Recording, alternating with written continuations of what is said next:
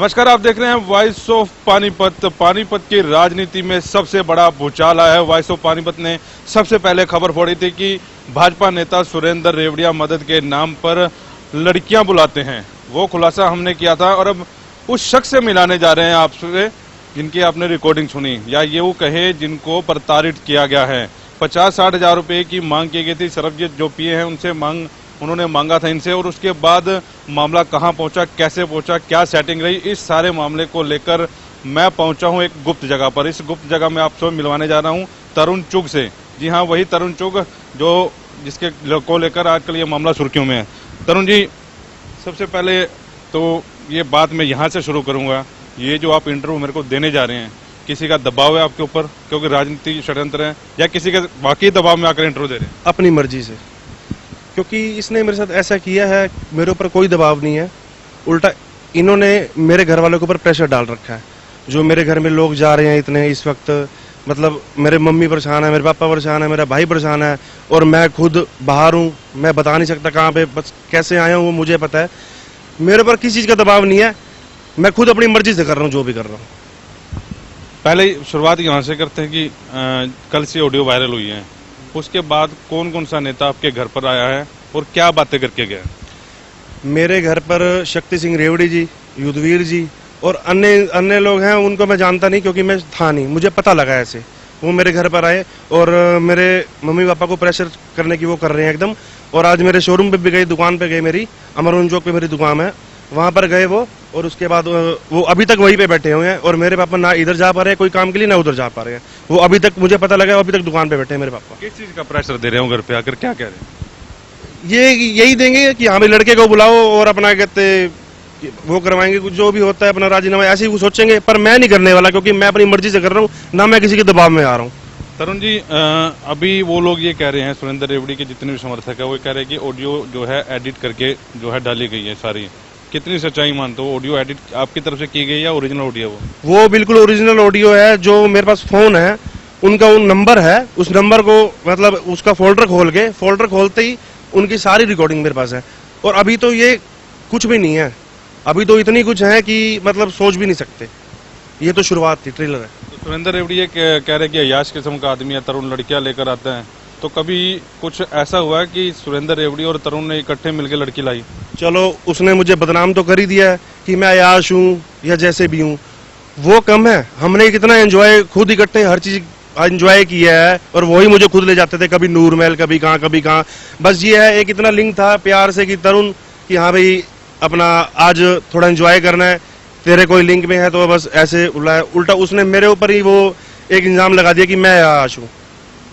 उसने मेरे ऊपर लगा दिया, और दुनिया जानती है कि वो है, लेकिन दुनिया उनके सामने बोल नहीं सकती। क्यों नहीं बोल सकती? दुनिया डरती है क्या उनसे? अब विधायक पति है, क्या कह सकते हैं। तो ये थोड़ा सा समझाने की कोशिश की है, क्योंकि ये इंटरव्यू बड़ा अहम है और पूरे हरियाणा की राजनीति में ऑडियो जो वायरल हुई है धमाल मचा दिया है। वो लड़कियां जो लेके आते थे आप दोनों इकट्ठे, वो लड़कियां आप उसके लिए लेके आते थे या वो मंगाता था, और पैसे कौन देता था? देखो, पैसे तो जब मेरे पास होते थे मैं दे देता था, ऐसी बात नहीं। मैं कोई ये तो है नहीं कि मेरे को घर से कुछ नहीं मिलता। वो तो पूरा पानीपत जानता है कि अच्छे घर से, फैमिली से बिलोंग करता हूँ, हर चीज़ ये है। वो बुलाता, कई बार वो भी देता था।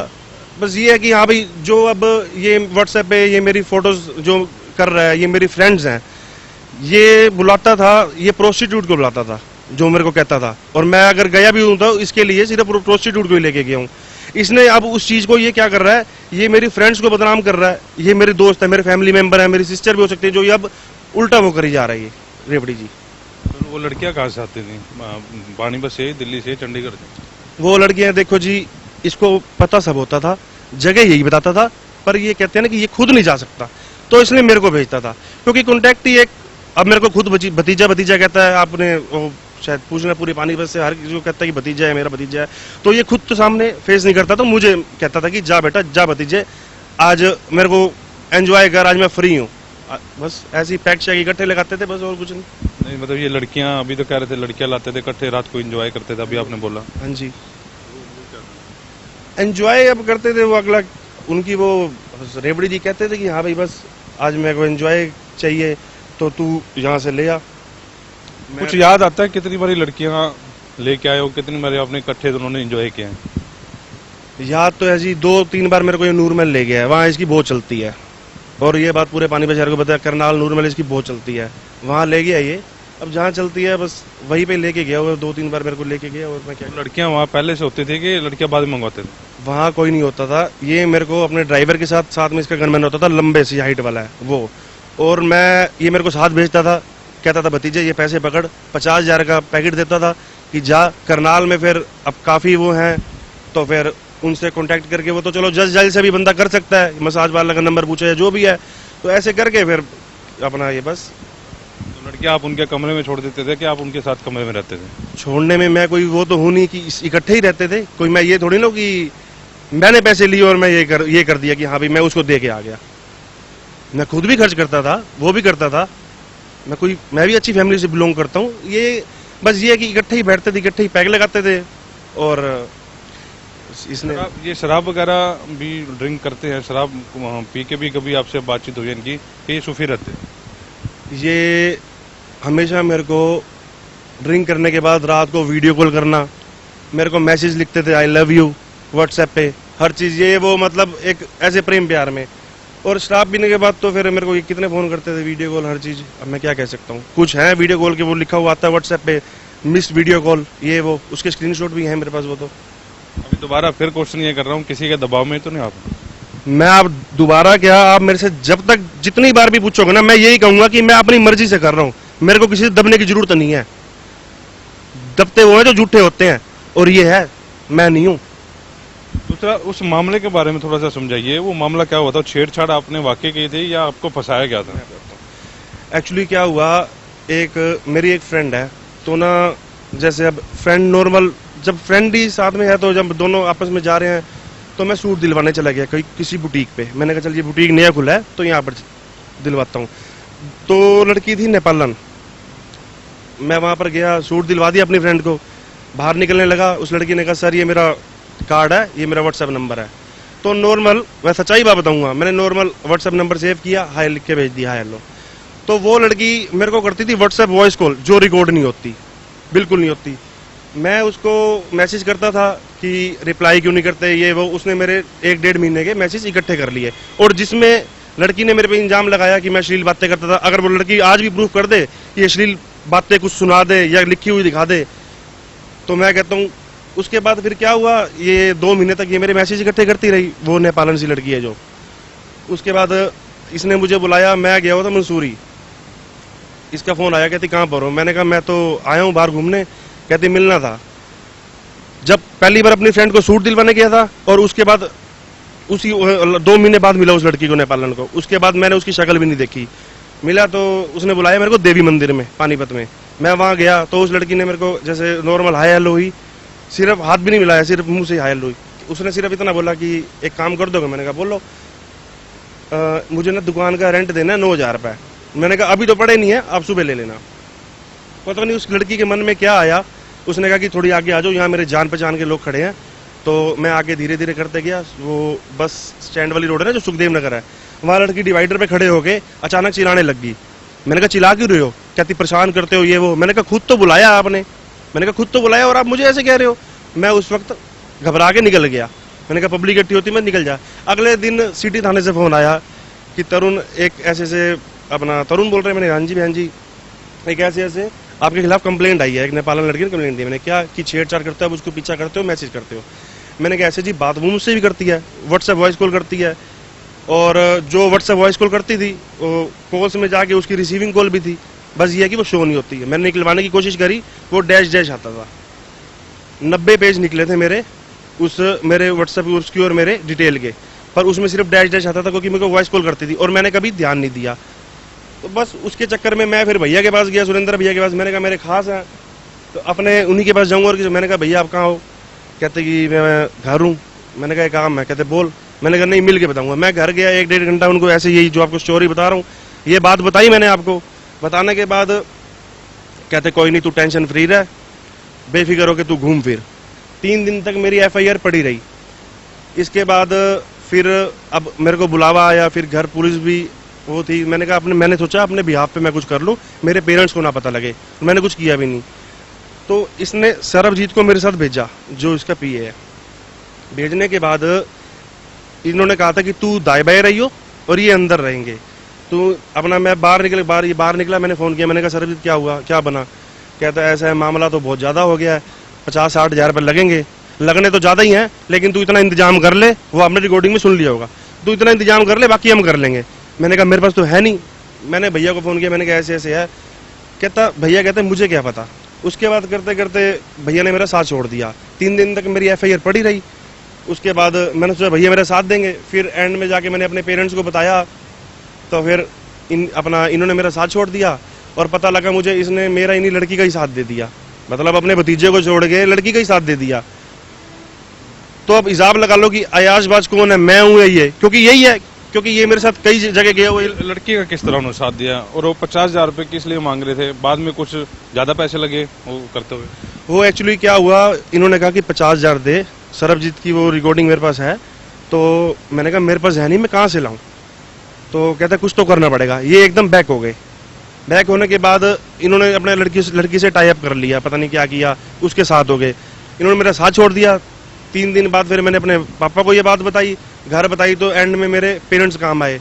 और उसके बाद करते करते फिर मेरे जैसे लड़की की डिमांड आई, अब राजीनामा तो करना ही था। अब हम क्या करते, मेरे घर वाले ने अंदर नहीं जाने दिया मुझे, क्योंकि देखो जी मेरे घर वाले ये सोचते हैं कि कल को मेरी शादी भी होनी है, हर चीज़ है, इसलिए मेरे मॉम डैड ने जाने नहीं दिया।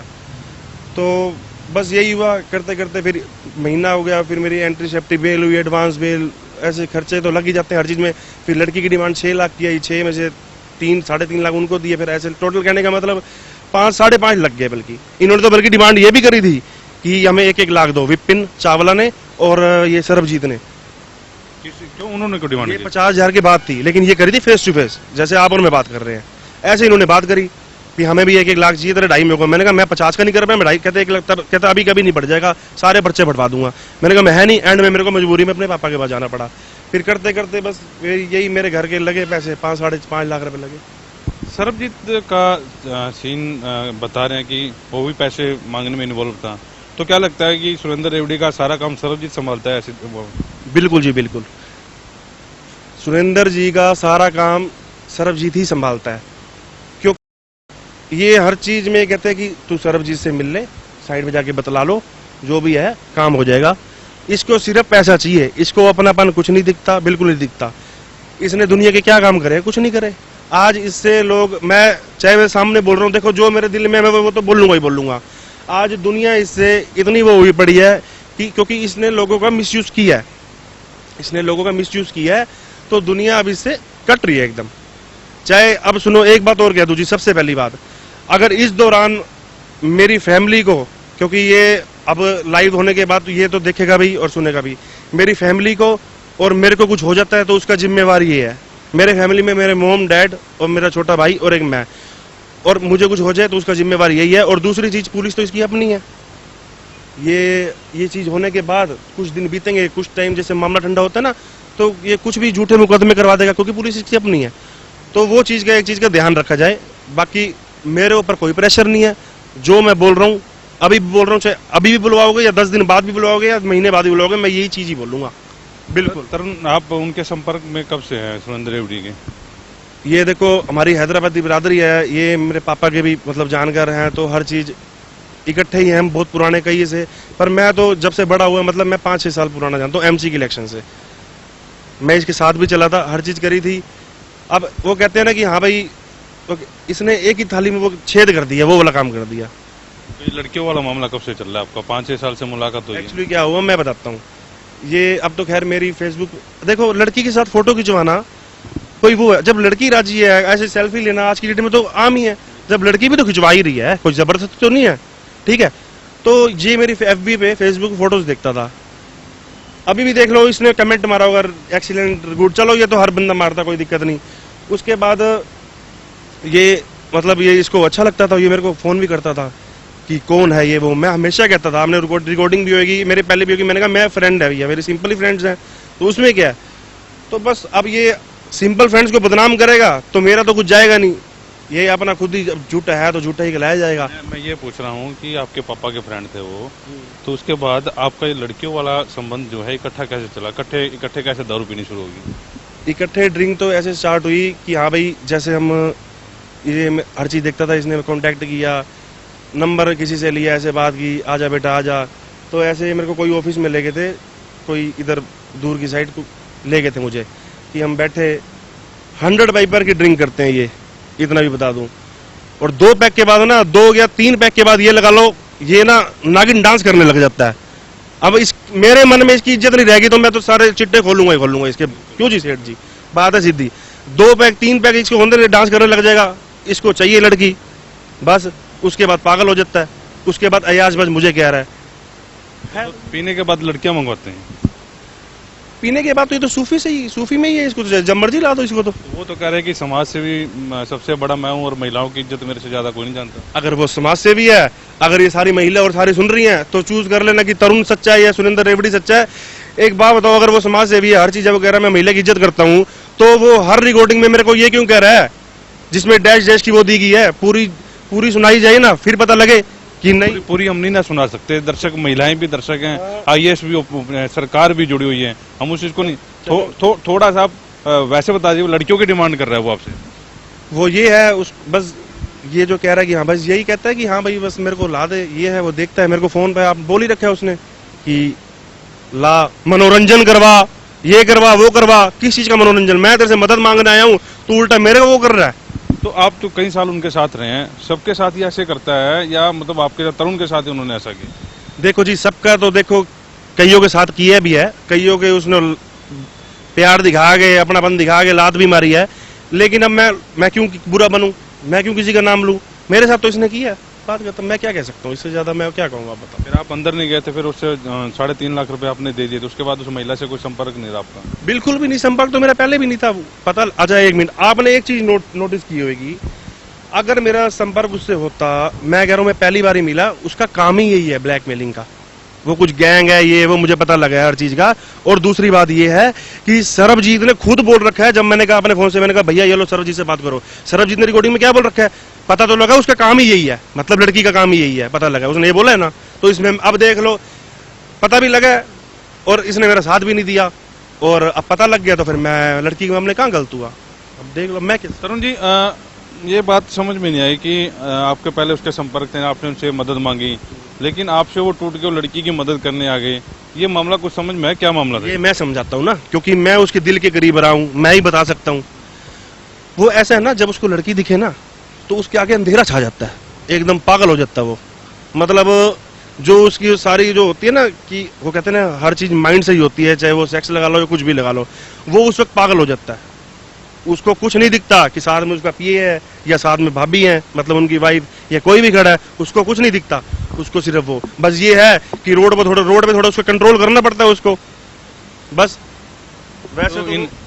वैसे तो वो ये लगा लो कि हाँ भाई, वो कहते हैं ना कि शेष नाग है वो, ये लगा लो बस। इन अय्याशियों के बारे में जितना आप जिक्र कर रहे हैं, आपको उनसे डर नहीं है कि मौजूदा विधायक के पति हैं कि आपको मरवा ही ना दे वो? ऐसा है जी, डरते तो हुए झूठे इंसान। और मेरे को डर क्यों है? मैंने कुछ गलत किया है तो मैं डरूं? मैंने क्या किया है? हाँ, डर होता है, बदमाशी तो उसकी है ही है, वो दुनिया को बदमाश कहता है। अब मैं आपको एक और बात बता दूं, थोड़ा सा अंदर आ जाइए, बारिश आ रही है, थोड़ा सा इधर आइए, बताएं। मैं आपको एक और बात बता दूं, ये दुनिया को कहता है कि वो बदमाश है, दुनिया पे झूठे झूठे केस लगाता है। कभी कह देगा इन्होंने मेरी गाड़ी रोकी है, कभी कह देगा किसी ने मेरी चैन खींची है, या सर मेरे पिए की चैन खींची है। इससे पूछो इसके पिए के पास है क्या? चैन कहाँ से आई?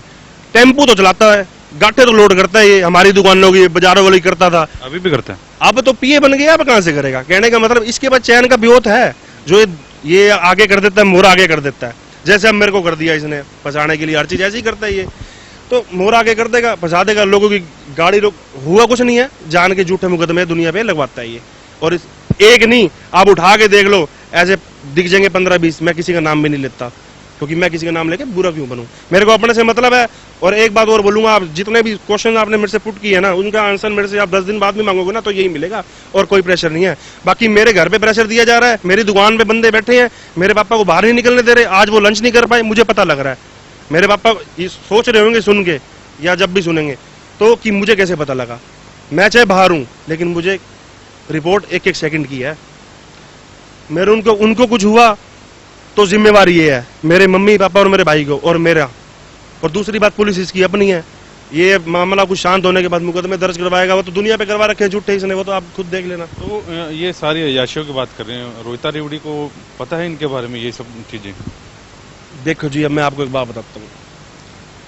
घर का जो इंसान होता है ना, पता होता है पर मुंह पे कोई कुछ नहीं कह सकता। वो क्या करे, वो इतनी शरीफ जो मर्जी हो। और ये देख लो कैसे, मतलब हर चीज ये देखो कि अब वो क्या कहे, वो दबी हुई है इनके आगे। इसने सुरेंद्र रेवड़ी ने इसको दबा रखा है, भाभी को जो इतनी अच्छे हैं, मतलब हर चीज को दबा रखा है और वो दबे हुए हैं। अब एक बात तो घर की कहानी बंदा बाहर तो निकालता नहीं है। आप कह रहे हो कि उनको पता है हर चीज पता है, इसमें क्या दिक्कत है? क्या मैं उनके सामने नहीं कितनी बार आया गया? उनको नहीं पता कि उनका हस्बैंड कैसे है? अच्छा एक मिनट ये ले लो, मेरे को नहीं पता, मेरे घर वालों को नहीं पता कि तरुण चुग कैसे है। अगर मैं कहीं गलत हूँ, मैं बाहर लड़ाई हो कुछ हो, उनको पता है ना कि मैं कैसे हूँ। मेरे घर वाले नहीं जानेंगे और बाहर वाले ज्यादा जानेंगे। सबसे ज्यादा तो घर वाले जानते हैं। पर ये है वो बेचारी भाभी क्या बोलेगी। दबाव इसका शाहरुख खान समझता है ना अपने आप को। ये आप इसको कम न लगाओ, शाहरुख खान से भी ऊपर है ये अपने आप को इतना समझता है। सामने वाले को तो ऐसे समझता है ये जैसे क्या है ये। बस अब मैं और क्या कहूँ, इतना ही कह दिया। कह रहे हैं कि मतलब आपकी इन्हीं हरकतों से आपके जो माँ बाप है आपको घर से बेदखल कर दिया है, उसमें कितनी सच्चाई है? अच्छा, अगर मेरे माँ बाप ने ये जो इसने कहा है कि जजाज से निकाल दिया या बेदखल कर दिया, वट जो इसने कह दिया, अगर करा होता तो आज मैं घर में होता?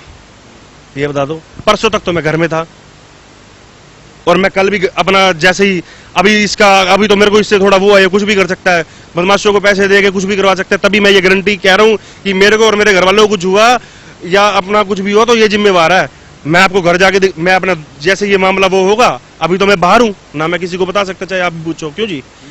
तो अपना देख लेना, मैं घर नहीं मिलूंगा, आप चाहे घर आके देख लेना। कुछ ऐसे राज और हैं आपके पास? लास्ट सवाल आपसे, कुछ ऐसे राज हैं जो सिर्फ तरुण और सुरेंद्र के उसमें हो? आपने एक जिक्रा ये किया था, वो कह रहे मैं समाज सेवी हूँ, तो आपने ये कहा था कि आप भी समाज सेवी हो, आप भी तो इस चीज़ का सेवन करते हो, कुछ ऐसी बात हुई थी? वो कहते मैं समाज सेवी हूँ कि मैं ऐसे काम नहीं करता। मैंने कहा था, हंसते हुए कहा था, मैंने कहा क्योंकि आपस में बात चल रही थी, दोस्त भतीजा चाचा जो मर्जी लगा लो। मैंने कहा वो कह रहे मैं गलत काम नहीं करता, मैं समाज सेवी हूँ। मैंने कहा सही कौन सा करते हो? मैंने तो मुंह फट सीधा जवाब दिया, सुना होगा रिकॉर्डिंग में। और दूसरी बात आपने कहा लास्ट सवाल है, तो आप कह रहे हो कि और कुछ, मेरे पास इसकी और भी बहुत कुछ है। ये ट्रेलर था, ये स्टार्ट, बस ये लगा लो। अपने आपको हीरो समझता ना, ये हीरो, हमें तो हीरो बनने का शौक नहीं है, इसी को बनने दो। हम तो सच्चाई पे बोल रहे हैं और सच्चाई पे ही चलेंगे बाबूजी, बात खत्म। तो 2 महीने बाद ऑडियो को वायरल हुई, पहले क्यों नहीं ऑडियो वायरल हुई? बता देता हूँ, 2 महीने, एक्चुअली मेरा 1 महीने तक केस चलता रहा। इसने साथ ना दिया, मैं वहाँ बिजी, मेरे पापा और मैं धक्के खाते रहे। और साथ में मेरे पापा के जो कितने फ्रेंड्स हैं उन्होंने बड़ा साथ दिया। मैं नाम क्या लूँ, जितने भी हैं मेरे पापा का बड़ा साथ दिया। साथ में जाने में हर चीज़ में एकदम पहुँचे। तो मेरा केस ना 25-30 दिन तक जैसे महीने तक चलता रहा। तो 1.5 महीने बाद मैं इसके पास गया। मैंने कहा भैया, फ़ोन पे बात हुई, इसने ये मेरे को ना फ़ोन पे नहीं कहता आजा मिलने। मैंने कहा भैया, आपने मेरे केस में, अपने भतीजे के केस में, आपने पहली बात तो आपको पता मैं गलत नहीं हूँ, आपने क्या किया, मेरे ही साथ लड़की के साथ दे दिया। भाई ये कहने की बात होगी 1.5 महीने बाद, क्योंकि महीने तो मेरा केस चलता ही रहा। मैं था बाहर, जो अंडरग्राउंड था, लेकिन मेरा केस तो चलता ही रहा महीने तक। केस खारिज हो गया? हाँ बिल्कुल। जब वो खुद मुंह से कह रहा कि इसने बोला कि इसके पापा 5 लाख रुपए करके आए, जो भी है, चलो राजी मना, हर किसी का होता है, राजी हुआ है तो केस फारिग तो हुआ होगा। जब पैसे लगे तो केस फारिग हुआ ही होगा। मेरा कोई केस नहीं है। तो आपने ये कहा कि मैं सोच समझ के बयान दे रहा हूँ, दबाव में नहीं दे रहा। कभी कल को कोई ऐसा काम आपके सामने आए कि आपके माँ बाप को लेकर सुरेंद्र रेवड़ी प्रेस कॉन्फ्रेंस कर ले, या वो दबाव में आपके माँ बाप आपके दबाव में कहे भी तूने ये गलत किया है, तो क्योंकि ये लाइव प्रोग्राम है, आप रिकॉर्ड हो चुके हो सारी बात, और ये बात हमारे दबाव में नहीं, आप कह रहे हो राजनीति दबाव नहीं है, तो कल को आपके ऊपर दबाव, आपके माँ बाप के ऊपर प्रेशर आता है, क्या करो? ना मेरे को आपका दबाव है, ना शहर के किसी का दबाव है। मेरे पेरेंट्स भी आगे कहेंगे ना कि ये पर्सनल कॉन्फ्रेंस करें या कुछ भी करे या वो करवाए, क्योंकि है तो वो दिमाग वाला बंदा, वो है ही ऐसा ना, उल्टे कामों में काम चलता है उसका। तो मेरे माँ बाप भी कहेंगे ना, तो मम्मी पापा ये मैं आपको बोल रहा हूँ, जो मर्जी कर लो, मैं अपनी बात पे अटल रहूंगा, क्योंकि इसी ने मुझे फंसाया। आपको अंदर की बातें मैंने सारी यहाँ खोल दी हैं।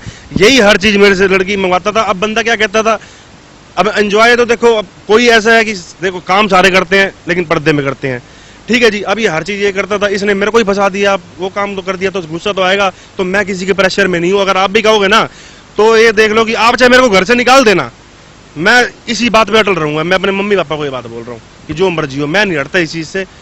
जो है कोई प्रेशर नहीं, मैं खुद कह रहा हूँ, बात खत्म। दूध पीता बच्चा तो हूं नहीं, बात खत्म जी। तरुण चुग ने बड़े राज जो हैं फाश किए हैं, और वाकई मतलब कई ऐसे राज हैं। उनका ये भी कहना है कि रोहिता रेवड़ी जी को भी इस सारे मामले के बारे में जानकारी है, लेकिन उनको दबाया जा रहा है। अयाशी ये दोनों इकट्ठे करते थे। तरुण चुग ने ये बात मानी है, और कहीं ना कहीं जो मोबाइल पे इनकी वार्ता हुई है उन पे भी ये चीज़ सामने आ रही थी कि कहीं ना कहीं इन दोनों की आपस में सेटिंग है। तरुण ने कई बड़े खुलासे अहम किए हैं। नूर महल का बार बार इन्होंने शब्द जो है यूज़ किया है, वहाँ की बात की है कि वहाँ पर भी लड़कियाँ लेकर जाते हैं, 50-50 हज़ार की गड्डियाँ देते हैं। तो वाकई में एक बड़ी शर्मनाक बात ये सामने आई है कि ऐसे मामले में सुरेंद्र रेवड़ी संलिप्त हैं। और भी खुलासे होंगे समय समय पर। वॉइस ऑफ पानीपत पर हम बड़े खुलासे करेंगे इसी मामले को लेकर। फिलहाल इतना ही, मुझे दीजिए इजाजत।